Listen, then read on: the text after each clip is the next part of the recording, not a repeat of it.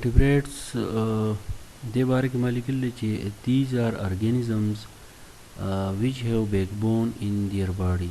دا هغه ارګانیزم دي چې د کوم ارګانیزم په ملا کې هډوکي وي نو هغه ارګانیزم ته مونږه vertebrates وایو.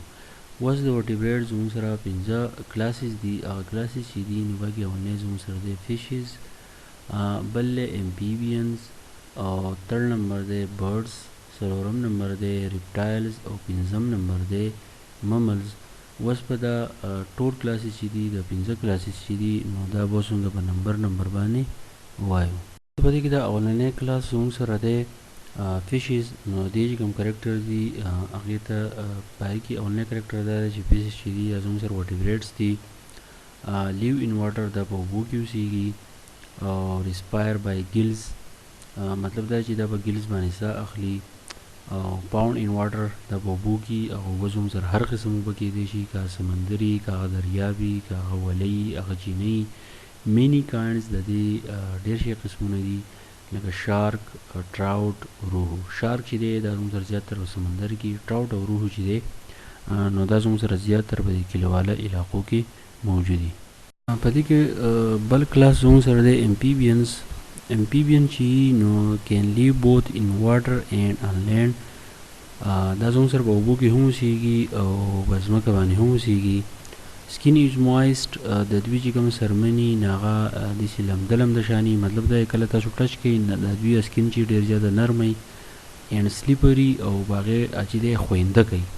د دې اگزامپل دی پراګ اینډ ټوډ. پراګ چې دی مونږ عام سیندغې ته وایو، او ټوډ چې دی نو دا مونږه چې د کوړي سیندخ دی نو دا ټوډ چې دی دا مونږه هغې ته وایو.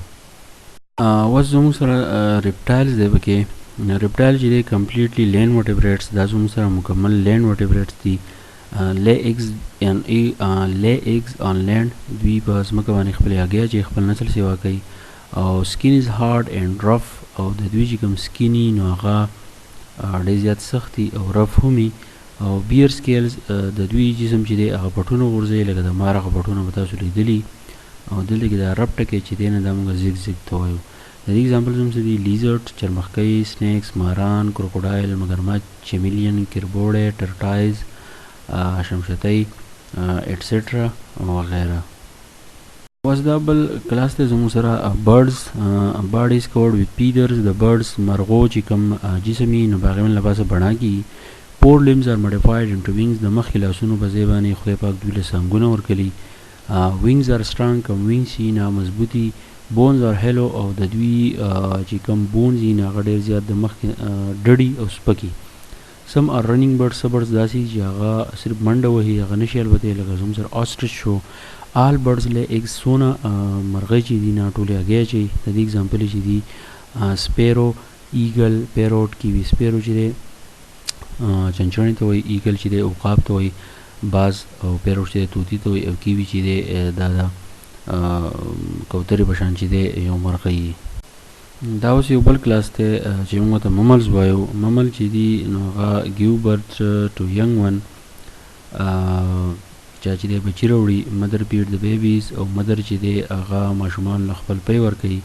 مملز have hair and body. د مملز د ټول نه غټ پهچان دا دی چې دوی په جسم باندې ویښته وي. د دې اگزامپل چې دی ګوټ، بیزا، کاو، غوا، کیټ، پیشو etc وغیره. some are aquatic mammals. some ممل داسې چې هغه aquatic وي، مطلب په اوبو کې لکه زموږ سره چې دی ډالفین مهی شو یا ویل مهی شو. دا زموږ سره ډېر زیات غټ مهي او دا زموږ سره په ممل کې راځي. او some ممل داسې چې هغه زموږ سره الوځي لکه زموږ سره خاپیرک. دا په کلاس 5 په ساینس په اولنی چپټر کې د هر ډول سره دوی معلومات ورکوي. نو د vertebrate سره دا معلومات ورکړل چې ostrich is the largest bird. ostrich چې دا د ټول نه غټه مرغۍ ده in the world په دنیا کې. it lived in such areas. دا په داسې علاقو کې اوسېده where there was no predator چې هلته کې د ده ښکاري نه و. مطلب دا انسانانو هم د ده ښکار نه کوو، او بل داسې ځناور نه و چې د ده ښکار یې کړی وی.